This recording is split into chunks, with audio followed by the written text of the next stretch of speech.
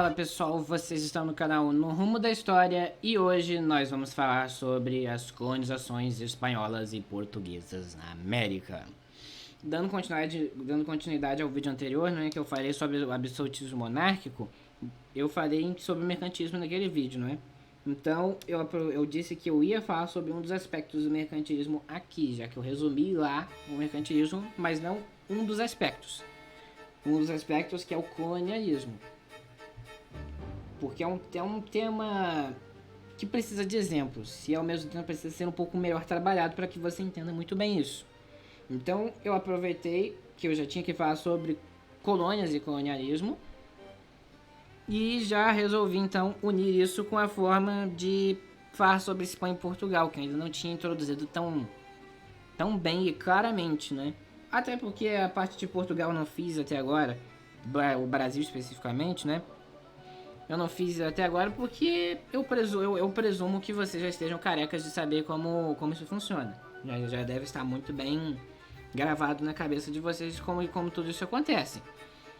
Que você aprende isso desde o primeiro ao nono e você repete tudo que você viu do primeiro ao nono, no primeiro, segundo e terceiro ano do ensino médio. Então eu já imaginava então que vocês teriam já muito bem fixado pelo menos a história do Brasil. Mas é muito importante de qualquer forma falar sobre isso. Mas eu não achei que haveria interesse de vocês em verem um vídeo só sobre isso. Então não introduzi, por isso que eu não fiz uma introdução tão explícita, tão grandiosa da história do Brasil e da colonização portuguesa que eu estou fazendo agora. Então eu aproveitei essa necessidade que eu tinha de falar de Portugal e de Espanha, já que eu também não tinha falado dos impérios deles, para falar agora. Então vamos lá. O que foi então essa colonização espanhola e portuguesa? Foi obviamente aquele processo histórico que ocorreu entre o século XV e XIX e resultou na formação de muitos países do continente americano. Argentina, Venezuela, Chile, Brasil e muitos outros. A origem então de tudo isso foi em 1492, um pouco antes até de 1492, nas grandes navegações de geral, onde a Espanha e Portugal estavam crescendo bastante. Pensaram, poxa, eu estou precisando de especiarias da Índia, vamos então calcular uma rota, fazer uma rota até as Índias. Fizeram a rota, era muito complexa, passava pelo Império Otomano, o inglês tinha que pagar taxa para os otomanos, sendo que os são otomanos, você negociava com os otomanos forçadamente, porque em 1492 Constantinopla tinha caído ontem, basicamente. Então você entendia que as relações com os otomanos eram muito tensas, eram complicadas no mínimo. E havia muitos ladrões no caminho interessados em pegar o dinheiro que eles estavam levando para comprar as especiarias na Índia.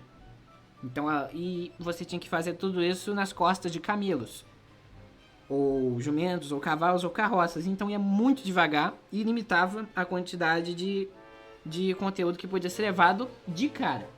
De cara já tem esses dois. Ainda tem o custo dessa viagem. E ainda por cima tem o risco de assalto e de perda de riqueza, mercadoria, tanto na ida quanto na volta. Então eles pensaram, essa rota tá um horror. Não dá para continuar fazendo assim. Temos que pensar em algum jeito. Então, chega Cristóvão Colombo e diz: a Terra é redonda.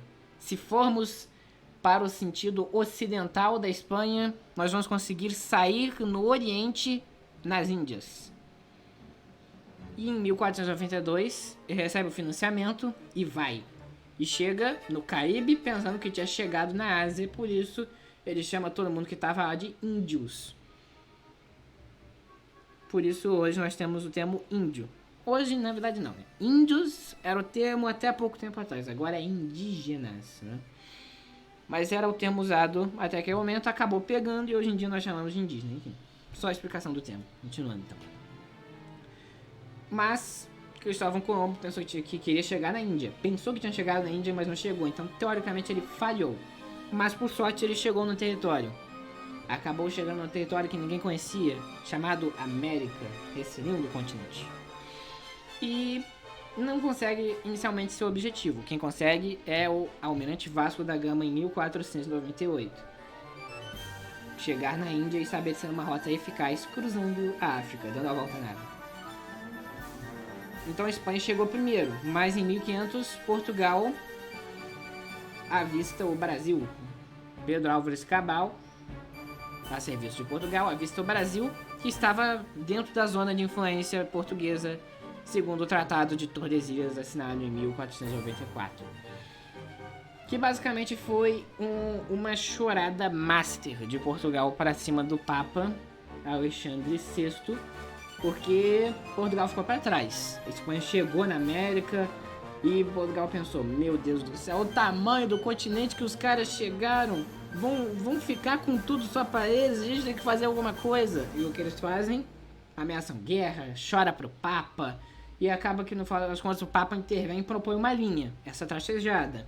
Mas Portugal chora de novo e pede mais um pouquinho para a esquerda dessa linha. E aí nós temos o Tratado de Tordesilhas. E Portugal vai dar mais uma choradinha, pedindo mais um pouquinho para a esquerda, e vai indo assim com o passar dos anos até chegar no território do Brasil atual, mais ou menos. Com exceção do Acre, que foi comprado da Bolívia, e da Cisplatina, que já tinha pulado fora mais ou menos aí em 1824. Enfim, esse tratado dividiu o continente em duas partes, que era a zona oriental, que pertenceria a Portugal, e a zona ocidental, que pertenceria à Espanha. A colonização espanhola e portuguesa tinha interesses econômicos, políticos e religiosos. Os espanhóis e portugueses queriam as riquezas, obviamente, que era o ouro, prata, açúcar, tabaco e pau-brasil, sendo que Portugal só conseguiu açúcar e pau-brasil aqui, inicialmente. Eles queriam expandir seus impérios, influência na Europa e no mundo. Conseguiram. Além disso, havia o interesse em difundir o catolicismo e converter os indígenas à sua fé. Também conseguiram. Então você entende que esses objetivos do colonialismo era principalmente isso: expandir sua esfera de influência e ganhar dinheiro com isso. Agora, entrando na história propriamente dita de tudo isso, vamos começar com a história da colonização espanhola. A colonização espanhola foi caracterizada pela conquista e exploração das civilizações indígenas, tipo os astecas, incas e os maias.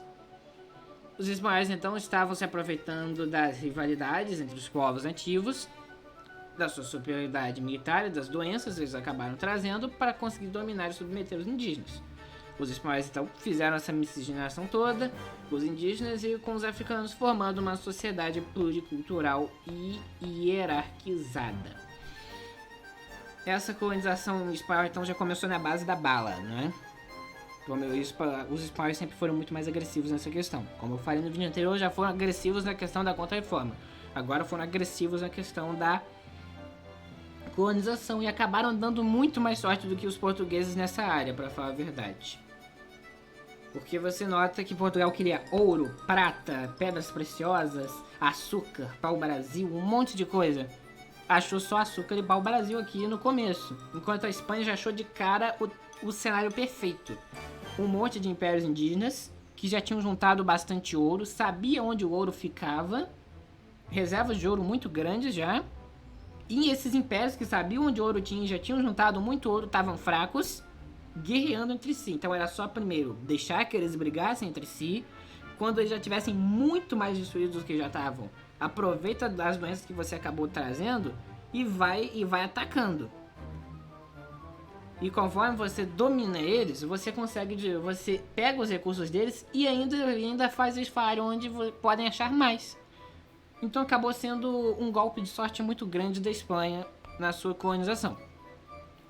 A parte que ela pegou da América foi realmente uma parte mais propícia para os objetivos dela do que a parte que Portugal pegou, que basicamente no primeiro momento só tinha plantas. Até aquele momento só tinha plantas e um clima muito bom para plantar. Mas depois vocês sabem que no nosso querido estado de Minas Gerais eles vão achar as reservas de ouro e aí realmente eles começam a extração. Mas isso foi muito mais para frente, uns 200 anos, pelo menos. 150 a 200 anos depois que eles vão achar reservas de ouro aqui. Os espanhóis de cara já acharam ouro. Enfim, continuando então. Os espanhóis fizeram tudo na base da conquista, na base da bala. Mas eles tinham que se organizar de algum jeito. Então eles se organizaram em 4 vice-reinos. Esse território enorme. 4 vice-reinos. O de Nova Espanha, Peru, Nova Granada e Rio da Prata.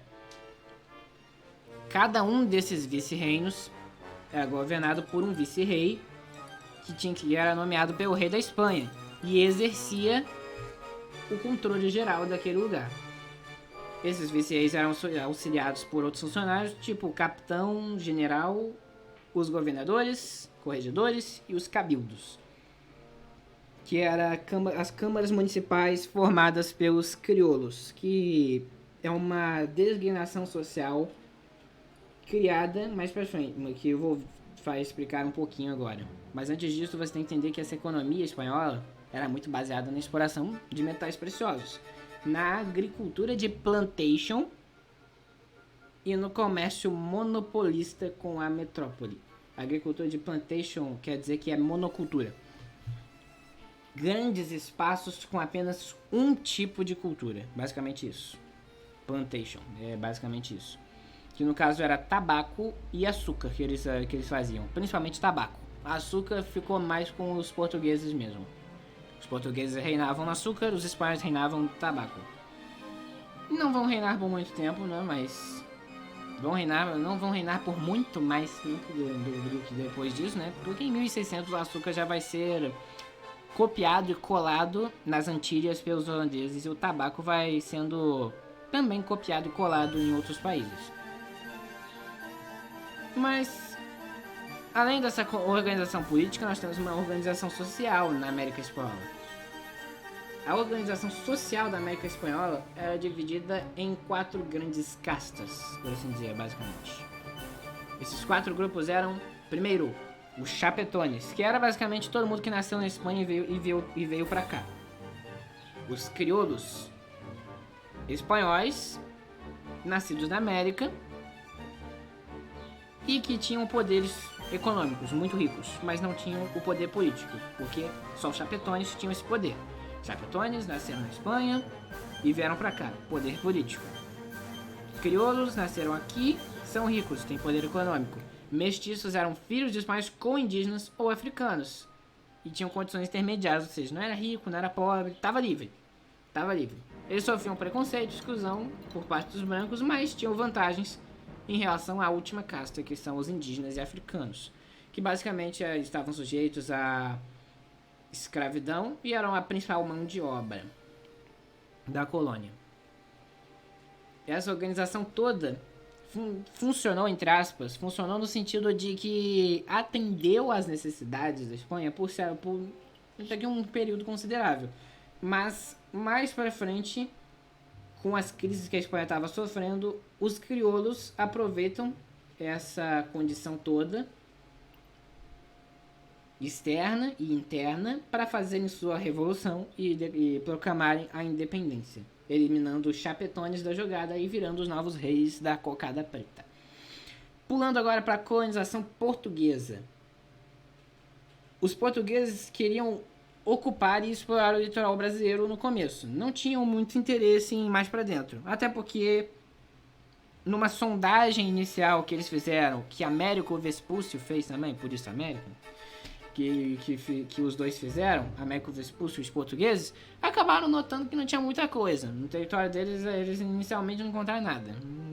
Tava só vendo muita árvore e um monte de indígena. Então eles pensaram, é melhor ficar aqui no litoral mesmo, corta umas árvores, vamos ver o que dá. O interesse português pelo Brasil no mesmo só se deu uns 40, 50 anos depois da descoberta desse território, quando descobriram o tal do pau-brasil, não é? O pau-brasil tão famoso, que é aquela árvore de madeira, de cor vermelha, usada para tingir tecidos e fabricar móveis, muito valiosa naquele período, obviamente. Então aí os portugueses começam a fazer a sua exploração. Eles fizeram uma miscigenação básica com os indígenas e com os africanos, formando outra sociedade diversa e desigual na colonização. Essa colonização portuguesa se organizou em 2 sistemas. Primeiro as capitanias hereditárias e depois o governo geral. As capitanias hereditárias eram faixas de terras que foram doadas pelo rei de Portugal a nobres e fidalgos, que tinham o direito de explorar e administrar suas terras com pouca interferência da coroa. Não deu muito certo. Apenas 2 conseguiram ter lucros, a realmente cumprirem seu propósito. A capitania de São Vicente e a de Pernambuco. Sendo que a capitania de São Vicente, o donatário dela, o líder dela, né? O chefão dela não estava muito afim dela, não queria ficar lá e acabou fazendo o trabalho dele lá e depois foi embora. Mas ele não queria. Enquanto a de Pernambuco deu normal, deu certo. Já as outras teve capitania que o donatário foi lá e simplesmente foi morto pelos indígenas. Outro que o cara estava tão ocupado em conseguir manter o controle sobre o seu território que ele acabou se esquecendo de plantar cana de açúcar e pau Brasil e acabou que não sobrou dinheiro para mais nada. Outro que simplesmente o cara não fez nada e acabou também sendo derrotado e morto pelos indígenas, enfim. Várias causas que não fizeram as outras darem muito certo, apenas 2 deram. Então Portugal estabelece o governo geral com Tomé de Sousa em 1549, essas datas em boa cabeça. E eles fizeram isso para centralizar dessa vez, centralizar tudo na mão de Tomé de Sousa. Já que esse modelo consistia naquele clássico governador geral, nomeado pelo rei também, que tinha autoridade sobre todo o território colonial. A economia colonial portuguesa também se baseou na extração de pau-brasil, produção de açúcar e comércio exclusivo com a metrópole. Só que nós não tivemos os metais preciosos inicialmente, então temos essa pequena diferença aqui. E como é que tudo isso acaba? Vou falar para vocês agora, então. O final desse domínio português e espanhol na América foi resultado de um monte de fatores. Iluminismo, as guerras napoleônicas, insatisfação dos colonizados com os colonizadores. Mas foi um processo que demorou bastante, para falar a verdade. Demorou muito assim para começar a acontecer. Nós tivemos a Inconfidência Mineira, não deu muito certo, aqui no Brasil. Nós tivemos algumas revoltas também, lá na Espanha, não deram muito certo. Até aquele momento, basicamente, só os Estados Unidos tinham conseguido sua independência, em 1790 e pouco.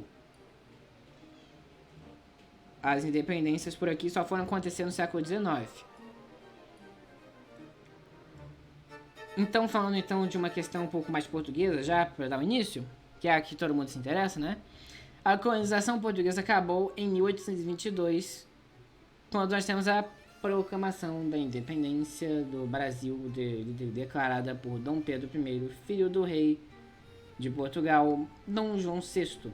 A independência do Brasil foi motivada por causa daquela insatisfação toda que os colonos tinham, principalmente porque Portugal estava querendo rebaixar o Brasil de novo para status de colônia ao invés de reino-irmão. E acabou que tinha portugueses aqui que estavam muito interessados com isso, porque tinham feito muito dinheiro aqui, mas se voltasse para lá ia perder esse monte de dinheiro, junto com um monte de brasileiro que também não queria voltar a virar colônia. Se juntaram os dois, junto com o filho do rei de Portugal, que também estava querendo ficar por aqui, e declararam independência, fazendo uma coisa muito doida para a época, que era uma colônia, primeiro, conseguir independência, segundo, manter o modelo da metrópole, ou seja, o Brasil conseguiu sua independência e também virou um império, não só um império maior do que a sua metrópole, que era governado pelo filho do rei da metrópole, Dom Pedro I, o primeiro da dinastia de Bragança. Então, o Brasil, mais uma vez, dando um nó na cabeça das pessoas. mais uma vez o Brasil sendo bem diferente, bem esquisito, né? Bem esquisito pra época. Era impensável uma coisa dessas acontecer na época, até porque dá pra contar nos dedos as ocasiões em que isso aconteceu.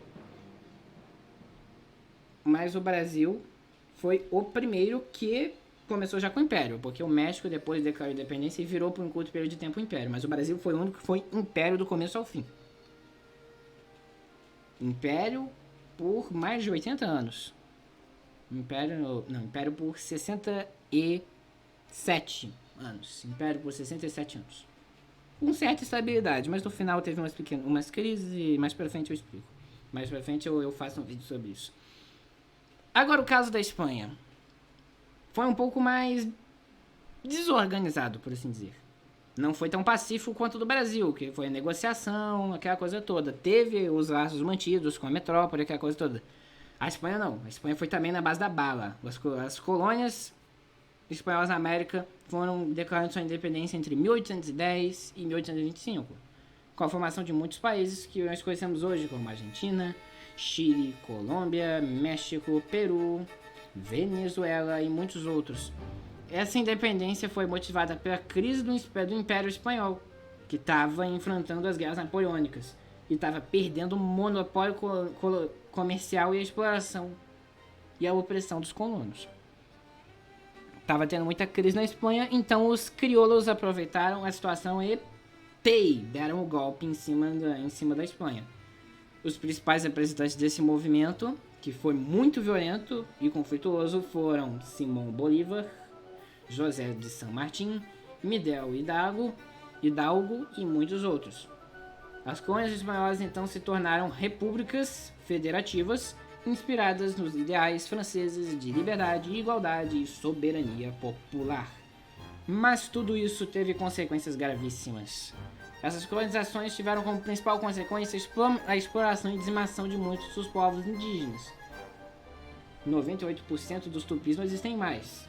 Por exemplo, na Espanha também você tem uma presença maior, você tem uma presença um pouco maior de indígenas, mas também muito reduzida, que é uma consequência geral dessa colonização. Por exemplo, a Espanha colonizou aqui e Portugal também e mataram muitos, dizimaram bastante, mas não tanto quanto aconteceu, por exemplo, nos Estados Unidos, em que realmente não tem muito pouco, menos de 1%.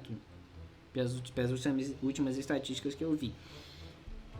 Mas, além disso, nós temos também uma opressão muito grande que teve aqui. Nós temos regimes de trabalho forçado, o escambo, a mita, a encomenda, a escravidão também, muitas políticas de opressão que foram praticadas por aqui. Além, é claro, das guerras, doenças e fome que mataram boa parte dos indígenas daqui também. Essas colonizações espanholas e portuguesas também tiveram como uma consequência muito grave a introdução da escravidão africana, que foi usada para suprir a demanda por mão de obra nas atividades econômicas coloniais. Não tinha mais indígenas suficiente para suprir toda essa necessidade de trabalho, então trouxeram os africanos para cá também, que também foram vítimas de violências físicas, opressão, não é? Muita violência também passada nesse período. E é claro, nós temos, por fim, que a sociedade que veio depois disso acabou sendo uma sociedade composta por diferentes grupos sociais que tinham posições distintas na hierarquia colonial, como brancos, indígenas, africanos, mestiços, mulatos, mamelucos, crioulos, chapetones, peninsulares, bandeirantes, jesuítas e muitos outros, que acabaram interagindo de forma muito conflituosa, gerando tensões em movimentos sociais que acabaram culminando nessa independência toda aí que a gente viu e a emancipação dos países africanos. Então, em uma palavra, você pode dizer que causou desigualdade. Bastante desigualdade e violência. Essa é a colonização. Um período realmente muito triste, mas que realmente foi bem triste. Realmente muito triste.